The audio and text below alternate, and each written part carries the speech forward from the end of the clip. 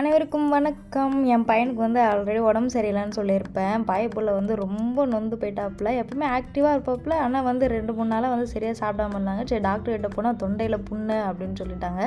சரி நான் அவருக்கு வந்து இளநீ வாங்கி கொடுத்துட்டு நாங்களும் ஒரு இளநீ குடிச்சிட்டு வந்துட்டோம். அப்படியே ஒரு சின்ன வேலை இருந்தது, அதை முடிச்சுட்டு ஈவினிங் போல் வந்து பூவெலாம் பிரித்து அப்படியே காத்தோட்டமாக கட்டி முடிச்சுட்டு நம்மளும் தினமும் தான் படிக்கிறோம், ஆனால் ஒன்றும் படித்த மாதிரியே தெரியலையே அப்படின்னு யோசிச்சு பார்க்கும்போது தான் தெரியுது நான் ஏதோ படிக்கிறேன்னு உட்காடுறேன்.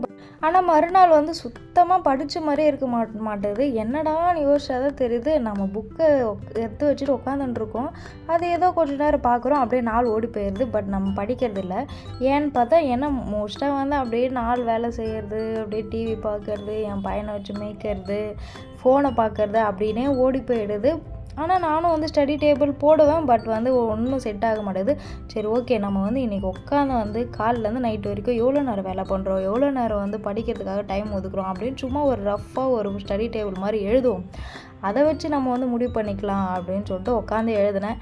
எனக்கு தெரிஞ்ச வரைக்கும் நம்ம எந்தெந்த நேரத்தில் வேலை செய்கிறோம், எந்தெந்த நேரத்தில் வந்து படிக்கிறோம் அப்படின்னு சொல்லிட்டு சும்மா ரேண்டமாக வந்து எழுதி வச்சேன். அதில் வந்து ஒரு 9 மணிலேருந்து 9 to 9:30 மணி நேரம் படிக்கிறதுக்கு டைம் இருக்குது அப்படின்றது வந்து ஸ்டடி டேபிளில் வந்திருக்கு.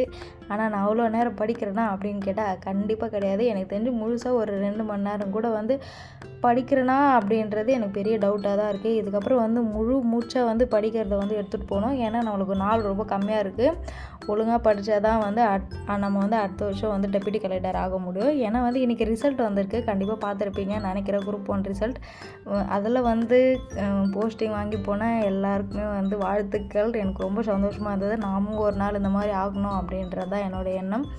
பார்த்த வரைக்கும் சரி ஓகே, ஃபோன் வந்து நிறைய யூஸ் பண்ணக்கூடாது, டிவியுமே வந்து இந்த டைம்லேருந்து இந்த டைம் வரைக்கும் தான் பார்க்கணும் அப்படின்னு சொல்லிட்டு எடுத்து வச்சுட்டேன். முன்னாடிலாம் நான் ஸ்டடி பிளான் போட்டிருந்தேன்ல, அதில் வந்து ஸ்டடி பிளான்னு போட்டிருக்கேன்.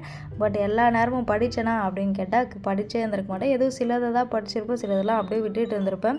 அது எல்லாத்தையுமே ஒரு கிளாஸ் பார்த்துட்டு இவ்வளோ நேரம் இருக்குது, நம்ம இதுக்கப்புறம் ஒழுங்காக படிக்கணும் அப்படின்னு வந்து முடிவு பண்ணியிருக்கேன். மறக்காமல் லைக் பண்ணிவிட்டு சப்ஸ்கிரைப் பண்ணிவிடுங்க. நாளைக்கு